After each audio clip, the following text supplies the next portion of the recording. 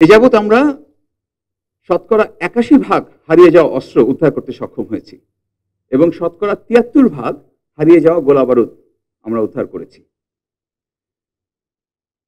আমরা ১৯,০০০-এর উপরে অপরাধীকে গ্রেফতার করেছি, যাদের মধ্যে কিশোর গ্যাং, ডাকাতি, চাঁদাবাজির অপরাধ উল্লেখযোগ্য।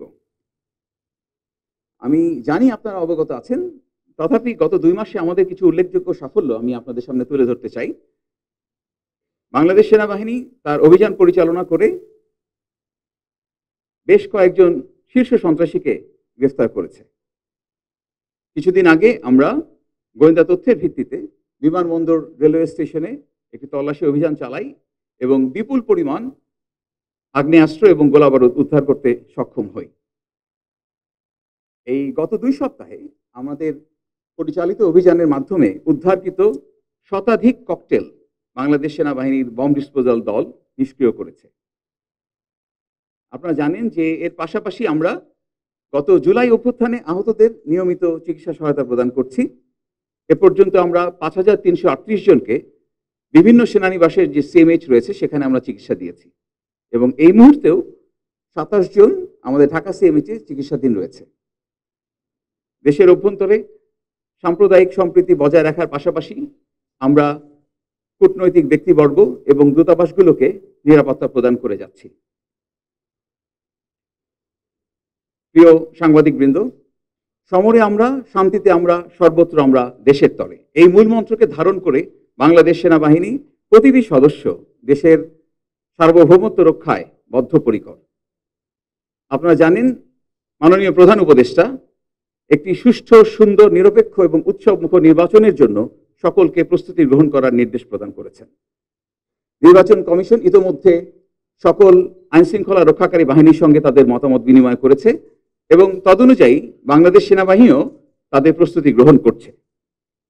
আমি আপনাদের আশ্বস্ত করতে চাই, বাংলাদেশ সেনাবাহিনী সম্মানিত সেনাবাহিনী প্রধানের দিক নির্দেশনায় সংশ্লিষ্ট মন্ত্রণালয়, আইনশৃঙ্খলা রক্ষাকারী বাহিনী, স্থানীয় প্রশাসন, গণমাধ্যম এবং জনগণকে সাথে নিয়ে একটি সুষ্ঠু এবং অবাধ নিরপেক্ষ নির্বাচনের জন্য নির্বাচন কমিশনকে সকল ধরনের সহায়তা দিতে সর্বদা প্রস্তুত থাকবে। যখনই আইনশৃঙ্খলা রক্ষার বিষয় আসে, অবশ্যই সেটা আমাদের নজরের বিষয় এবং আমরা সর্বক্ষেত্রেই বাংলাদেশ সেনাবাহিনী আইনশৃঙ্খলা রক্ষাকারী বাহিনীগুলোকে যথাসম্ভব সহায়তা প্রদান করে আসছে। আসসালামু আলাইকুম, আমার নাম ফয়সাল হোসেন, আমি চ্যানেল 24-এ কাজ করি। সম্প্রতি সময়ে একটা গুঞ্জন আমরা শুনতে পাচ্ছি যে আসন্ন নির্বাচনের আগে যেই অন্তর্বর্তী সরকার রয়েছে এটার একটা পরিবর্তন আসবে, তত্ত্বাবধায়ক সরকার আসবে বা নির্বাচনী একটা সরকার এসে তার অধীনে নির্বাচন হবে। তো সেক্ষেত্রে নির্বাচনটা পেছানোরও সম্ভাবনা অনেক জায়গায় শোনা যাচ্ছে। আপনারা কি বিষয়টা অবগত আছেন কিনা?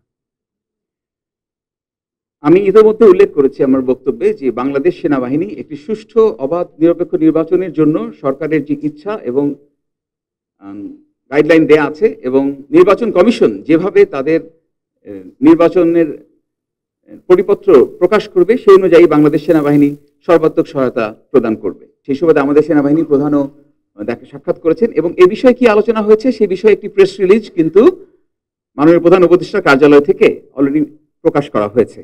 তো বিস্তারিত আপনারা সেখানেই পেয়ে যাবেন, সুতরাং আর এ ব্যাপারে কথা বলার প্রয়োজন হচ্ছে না।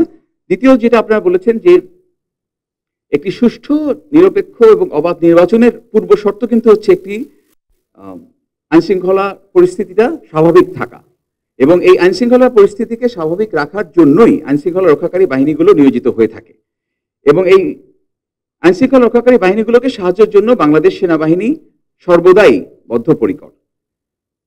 আমাদেরকে যখনই বাংলাদেশ সেনাবাহিনীকে যখনই এই আইনশৃঙ্খলা রক্ষাকারী বাহিনীকে সাহায্যের জন্য নিয়োজিত করা হয়েছে আমরা আমাদের সর্বাত্মক দিয়ে চেষ্টা করেছি। আপনারা ইতিমধ্যে জেনেছেন যে নির্বাচনকালীন সময়ে আমরা ৯০,০০০ থেকে ১ লক্ষ সেনা সদস্য মাঠ পর্যায়ে আমরা নিয়োজিত করব, যেটা এ যাবৎকালের সর্বোচ্চ এবং আমাদের পরিকল্পনায় জেলা পর্যায়ে, উপজেলা পর্যায়ে, এমনকি ক্ষেত্র বিশেষে আপনার আসন ভিত্তিক আমরা ক্যাম্প স্থাপন করে যথাসম্ভব এই আইনশৃঙ্খলা পরিস্থিতি নিয়ন্ত্রণে রাখার চেষ্টা করব। আসন্ন জাতীয় নির্বাচনকে একটি সুষ্ঠু এবং সুন্দর নির্বাচন সম্পন্ন করার জন্য বাংলাদেশ সেনাবাহিনী নির্বাচন কমিশনের যা যা সাহায্য প্রয়োজন সবটুকু করার জন্য আমরা সদা প্রস্তুত থাকব।